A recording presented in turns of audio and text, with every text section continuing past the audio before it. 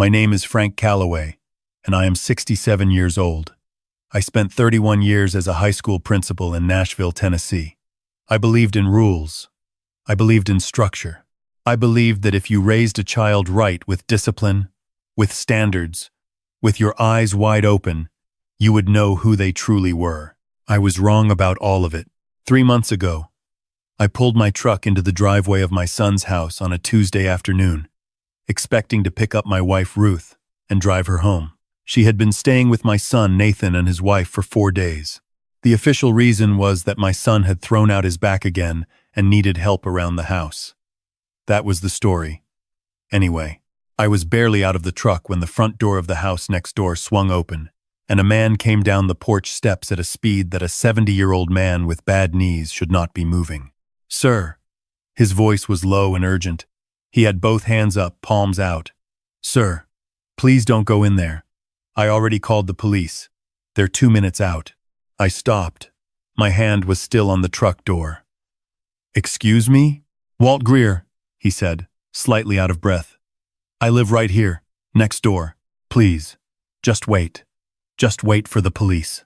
"That's my son's house," I said. "My wife is in there." "I know." He stepped in front of me, this broad-shouldered old man with close-cropped gray hair and the bearing of someone who had spent decades making people do what they were told. "I know she is. That's why I'm asking you to let the police go in first." I didn't wait. I ran toward the front door. It was unlocked. It swung open before I even reached for the handle, and the smell hit me first, something sharp and metallic, something that my brain refused to identify for a full 3 seconds. Then I saw her. My wife, my Ruth, was lying at the base of the staircase in the front hallway. She was on her side, her legs twisted at an angle that made my stomach lurch. Her left arm was outstretched, fingers curled loosely around nothing. A dark, wet stain spread slowly from beneath her silver hair across the light-colored hardwood floor. Ruth. The word came out of me like air from a punctured tire. Flat. Empty. I was on my knees beside her before I knew I was moving. Her eyes were closed. Her face was pale in a way I had never seen in 42 years of marriage. A waxy, frightening pallor that belonged in a hospital, not in a hallway. "Sir, don't move her." Walt was behind me. He had followed me in despite everything. His voice was controlled, military precise even now. She fell from the stairs. "If her neck, just don't move her." I heard sirens, distant at first, then close, then deafening. I pressed 2 fingers to her neck the way they teach you in the first aid courses that school districts make administrators take every 3 years. I pressed and I waited, and I felt, beneath my fingertips, the faint and stuttering thrum of a pulse. "She's alive," I heard myself say. From upstairs came a sound, a low, broken sobbing, the kind that comes from someone who has been crying so long they have no real tears left. I looked up the staircase. My son Nathan was sitting on the top landing, his back against the wall, his head in his hands. He was wearing a gray t-shirt and pajama pants. His shoulders were shaking. There was a scratch running from just below his left eye down to his jaw, an angry red line, recent. "Nathan." My voice cracked like old timber. "Nathan, what happened?" He lifted his head. His face was a mess, eyes red and swollen, cheeks wet. He pointed down the hallway that ran off the landing toward the guest bedroom. "She's in there," he said. "My wife." She locked herself in. The paramedics arrived 4 minutes after the police. They were gentle and fast, and they spoke to each other in a clipped, technical language that told me nothing useful except that my wife was alive and needed to get to a hospital immediately. They wheeled her out on a stretcher. I followed. I want to tell you that I was clear-headed in those first hours. I want to tell you that I was the rational, structured man I had been for 3 decades of running a school. But as I watched them load my wife into the ambulance, the only word running on an endless loop in my brain was one name. My daughter-in-law, Diana. I had never trusted her. I want to be honest about that from the beginning, because everything that came after every mistake I made, every terrible decision, started with that simple and ugly truth. Her name was Diana Torres before she married my son 7 years ago. She was 35 years old. the daughter of an oil field worker and a woman who cleaned houses on weekends. She had worked her way through community college and then a state university on scholarships and part-time jobs. She was smart and capable, and on paper she was exactly the kind of person you should admire. But I looked at her and I saw something else. I saw a young woman from nothing, who had landed a husband with a good salary and a family with a comfortable retirement saved up. I saw the way she watched Ruth at family dinners, attentive, helpful, always offering to refill a glass or clear a plate. I thought it was calculation. I thought she was managing us. My son adored her. He would have walked across broken glass for that woman. And that devotion, which should have made me trust her, made me trust her less. I thought she had found exactly the right angles and worked them expertly. I was wrong. About every bit of it. But I did not know that yet. In the hospital waiting room, my son sat beside me. He had a bandage over the scratch on his cheek. He looked young and frightened and so much like the boy who used to sit beside me at high school baseball games that I put my arm around his shoulders without thinking. "Tell me what happened," I said quietly. He stared at the floor. "Mom knew, Dad. She found out about the credit cards. She must have gone through the mail while I was sleeping, and she found the statements." He paused. "I've been having some financial trouble, some debt I hadn't told you about. My wife has been on me about it for months. She must have told Mom." He swallowed hard. "Mom confronted me this morning. She was really upset, and my wife was there, and they were both, it got loud. Mom started saying she was going to call you, that she was going to tell you everything. And my wife..." He stopped. His hands tightened on his knees. "She grabbed her. She grabbed Mom's arm, and she was screaming at her not to call you. Mom tried to pull away, and then she fell. She fell down the stairs, Dad. I was right there and I couldn't stop it. I sat with that. I thought about my daughter-in-law's hands on my wife's arm. I thought about Ruth trying to pull away. She grabbed her." I repeated. "She grabbed her," my son confirmed. His voice was quiet, certain, and full of the particular weight that comes from someone telling you the one truth you already feared. The detective came 2 hours later. A woman named Haynes, maybe 50, with a notepad and the kind of careful, unhurried manner that police detectives use when they are not yet sure what they are looking at. When she came back to me, she sat down across from me and held my gaze for a moment before she spoke. "Your neighbor, Mr. Greer," she said. "He gave us a statement." "The man from next door," I said. "He says he has lived next to your son's house for 3 years. He says the arguments he has heard have almost always been your son's voice raised, and your daughter-in-law's voice responding, trying to calm things down. He says the dynamic he has observed is not what your son has described." I felt the first cold thread of something I did not want to feel.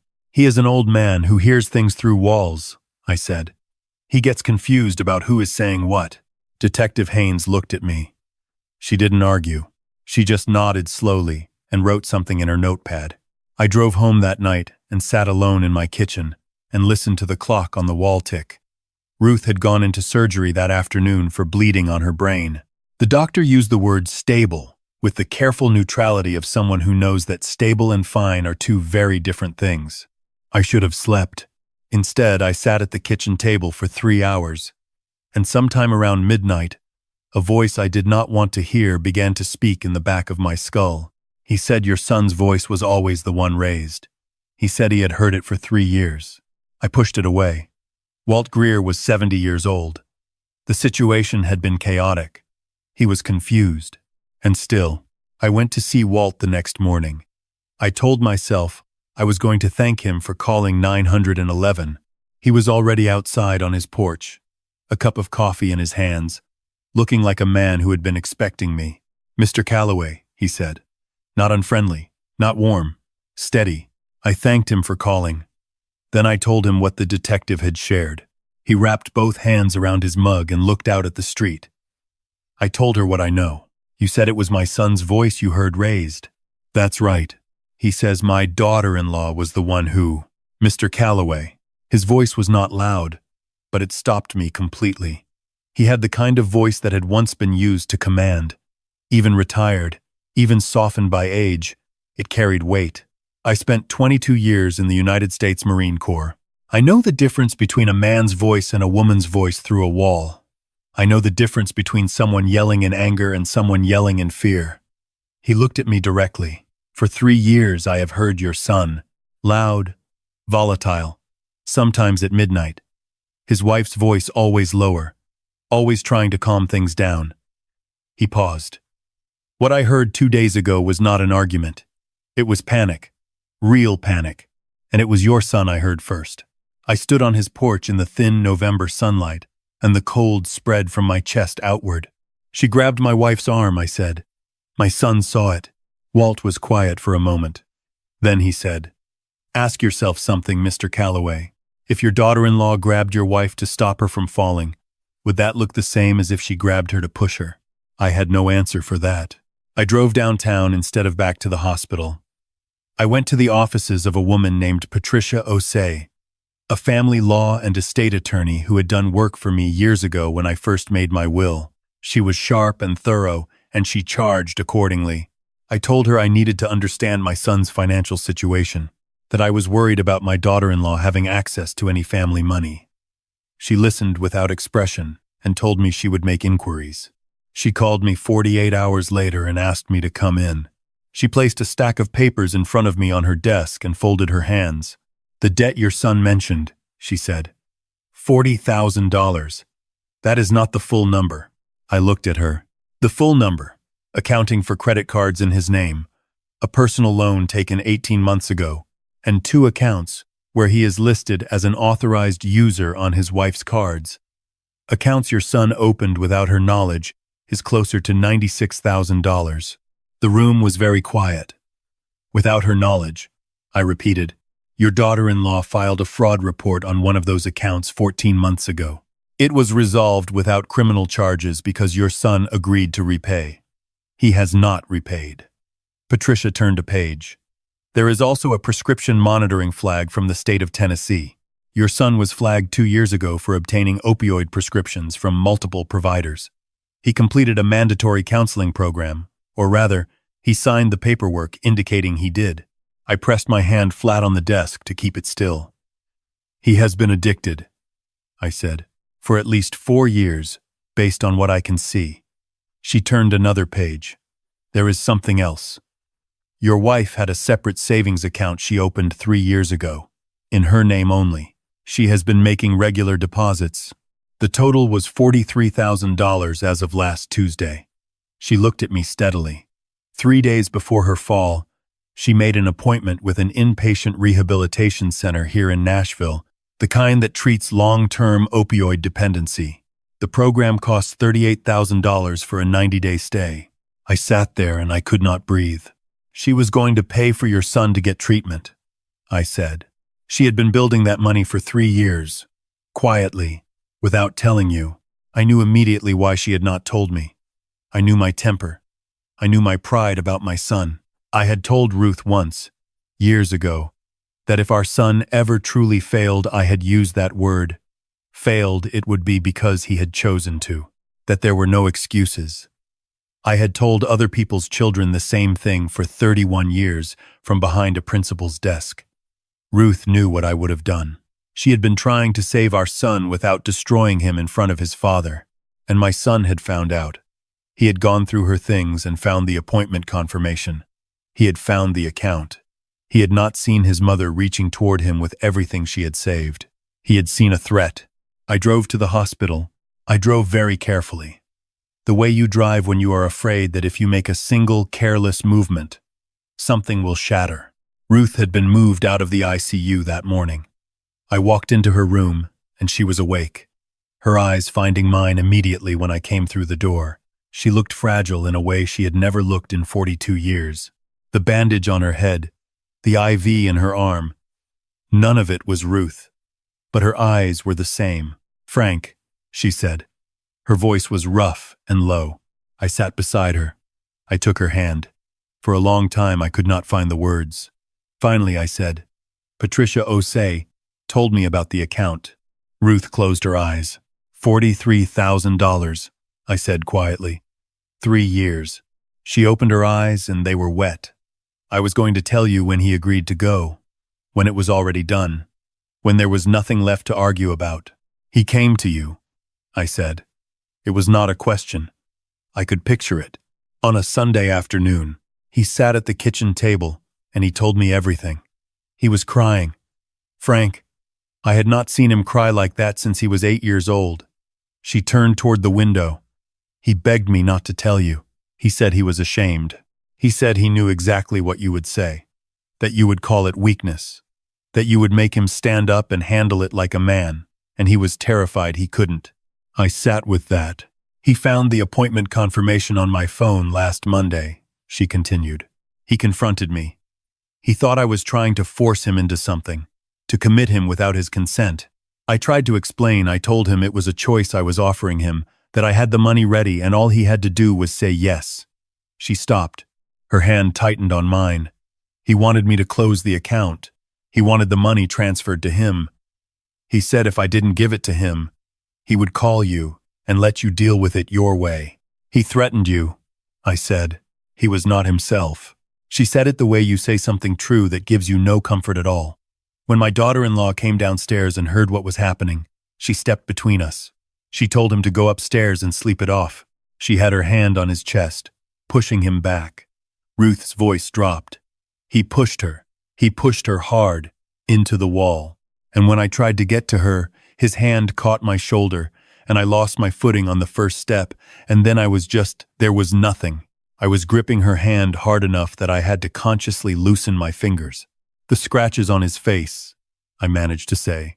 My daughter-in-law fought him. After I fell, she had her hands on his face trying to get him away from me. Ruth turned back to look at me, and her eyes were very clear. She called 911, Frank. She stayed on the line until the police arrived. He told her to hang up. She didn't. I thought of my son, sitting at the top of the stairs with a scratched cheek and a look of bewildered grief. I thought of the story he had told me in the hospital waiting room, his voice quiet and certain and full of that convincing weight. I thought of my daughter-in-law locked in that guest bedroom, which I had taken as guilt as someone hiding. But she had been hiding because the man who had just shoved his mother down a flight of stairs was still in the house, and she had nowhere else to go. Patricia Osei moved quickly once she had Ruth's formal statement. She had also retained an investigator who had spent those 48 hours doing thorough work. The case assembled itself with a speed and clarity that felt almost cruel, but I did not wait for the trial to go to my daughter-in-law. She was staying with a friend from her old job. When I showed up at the door, she looked at me for a long moment, exhausted, her eyes carrying the weight of someone who had been swimming against a current for so long they had forgotten what still water felt like. "Mr. Calloway," she said. "I know what happened," I said. "I know what my son told me. I know what I believed. And I know I was wrong." I held her gaze. "I was wrong about that night, and I was wrong about years before that night. I looked at you for 7 years, and I searched for reasons not to trust you. I found them because I was looking for them. That is on me, not on you." She was very quiet. "He could have killed her," she said. Her voice was controlled, but it cost her something to keep it that way. "He's your son, but he could have killed her." "I know," I said. "And you believed him. Over me. Over Walt. Over your own wife lying on the floor." "I know," I said again. "I have no excuse worth your time. I just need you to know that I see it now and I am deeply sorry." She looked at me for a long moment. Then she stepped back and held the door open. "I have coffee on," she said. "The trial moved the way trials move when the evidence is thorough and the truth is documented." Walt Greer, it turned out, had installed a security camera on the corner of his porch 18 months earlier, after someone sideswiped his truck in the night and drove away. The camera was aimed at his driveway, but my son's house had a large picture window in the front room, and at night with the lights on inside and the dark pressing in from outside, that window reflected like a mirror. The footage was grainy, shot through glass, slightly curved and distorted by the angle, but it was unmistakable. You could see Ruth. You could see my son pacing. You could see my daughter-in-law stepping between them, her hands out. You could see the moment his arm swung out. You could see Ruth go backward. You could see my daughter-in-law, her hands raised, trying to stop him calling 911 before he could reach her. My son's attorney argued the footage was distorted and ambiguous. The jury watched it 3 times. They returned a verdict in under 2 hours. He was sentenced to 8 years for aggravated assault, causing serious bodily harm. He was 38 years old, and he was my son, and I had failed him in ways I was only beginning to understand, not by trusting him too little, but by building a version of him in my mind that had no room for weakness, no allowance for the kind of slow, grinding collapse that addiction causes in a person. I had told him, without words, for his entire life, that to fall apart was to fail. So when he fell apart, he hid it. He hid it from me, and he hid it behind my wife, and he hid it until there was nothing left to hide behind. That knowledge did not make me forgive him for what he had done to Ruth, but it gave me the full shape of the thing. Finally, the whole shape of it. Ruth came home to our house in January. She walked with a cane for the first 6 weeks. She has the cane still, though she uses it less now. Her balance is not quite what it was, and it probably never will be. But she is Ruth. She pins her hair up and wears her reading glasses low on her nose, and she has that look again, the one that says she is always in the middle of solving something. My daughter-in-law comes on Sundays. She brings food, South Texas cooking, things with chili and lime that I had never eaten before she came into our family, and that I now look forward to more than I would have once believed possible. She and Ruth sit at the kitchen table for hours. I listen from the other room, pretending to read the paper, and what I hear is laughter. Not the careful kind, the real kind. I confessed something to my daughter-in-law one afternoon while Ruth was resting. We were washing dishes side by side in my kitchen. I told her that the reason I had distrusted her from the beginning had nothing to do with anything she had actually done. I told her about the rigid idea of success I had built over 30 years of standing at the front of a school, this airless, inflexible picture of what it meant to have raised a child right and built something that held. I told her that when my son brought her home and I saw her ease in the world, her comfort with uncertainty, the way she could sit with ambiguity that would have made me pace the floor, I told her it unsettled me. "You thought I was going to let him fail," she said. "Yes," I said. She was quiet for a moment, rinsing a bowl.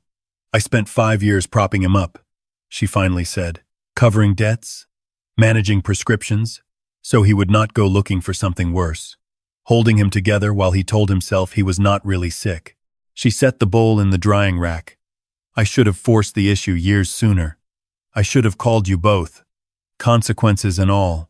I was afraid of exactly what happened." She paused. "But I was not careless, Mr. Calloway. I was never careless. I know that now," I said. She turned and looked at me, and something in her expression opened, not softened exactly, but moved, the way a window moves that has been stuck for a long time and finally gives. "The money your wife saved," she said. "The 43,000. She told me what it was for. She wants it used exactly the way she intended," I said. "Not to bail him out, to get him well when he is ready, and to help other families who are where we were." That was how the Ruth Calloway Family Bridge Fund began. With the help of Patricia Osei and a nonprofit attorney, we attached it to a recovery program here in Nashville. It covers initial treatment costs for families who cannot afford inpatient care. Families where a mother is quietly setting money aside in an account she cannot tell her husband about because she loves her child, and she is afraid, and she does not know what else to do. I stood in a church fellowship hall last month and listened to a man about my son's age describe the moment he decided to ask for help. He said the only reason he was standing there was a small grant from a foundation that had covered his first month of inpatient care. He said he was 3 years clean. He said his children knew their father now. I did not say anything. I sat in the back row between Ruth and my daughter-in-law, and I just listened. The letter from my son arrived in February, forwarded through his attorney. It was short. He said he was angry. He said we had put him in a cage. He said when he got out he intended to take back what was his. He said my daughter-in-law had betrayed him and I had betrayed him, and Ruth had started it all by going behind his back. He had not learned a single thing. Ruth read it twice at the kitchen table. She folded it carefully back along its creases. Then she stood and carried it to the den, to the fireplace I had built into the back wall when my son was 4 years old. She held it over the flame. "We have copies of everything important," she said simply. and let go. We watched it together, the three of us standing in the den on a February evening. The paper curled inward, edges browning, the ink darkening and then disappearing into the general heat. His words, the anger, and the blame, and the threats, gone up through the chimney into the cold February sky. He still thinks we did this to him, my daughter-in-law said quietly. He does, Ruth said. He may always think that. Ruth turned to look at her. He may, she said. But we know the truth, and the truth does not need his permission to be true. Then Ruth went to make tea, and my daughter-in-law followed to help, and I stood by the fire for one more minute, watching the last small curl of paper give up its edges and go dark. There is something I need you to understand. I spent 67 years being certain about who deserved what, certain about what strength looked like and what weakness looked like, and how to tell the difference between a person you could trust and a person who was going to let you down. I was certain about my son, and I was certain about my daughter-in-law, and I was certain about what had happened in that hallway on a Tuesday afternoon. I was wrong about my son. I was wrong about my daughter-in-law. I was wrong about what it means to be strong. The man who sat across from me in that hospital waiting room and told me a story assembled to protect himself that was not the boy I raised. But he was also not some stranger with nothing to do with me. He was, in part, the sum of every lesson I had ever taught him about what failure cost. I had spent 31 years telling young people that character is a choice. I still believe that. But I understand now what I did not understand then, that you cannot tell a child for 40 years that falling means failing, and then be surprised when he falls and cannot bring himself to ask for help. That is not an excuse. What he did to Ruth and what he did to my daughter-in-law is not something I will fully forgive, but it is a truth I carry now, and I carry it honestly. I am a different man than I was 3 months ago. I am not certain I am a better one yet.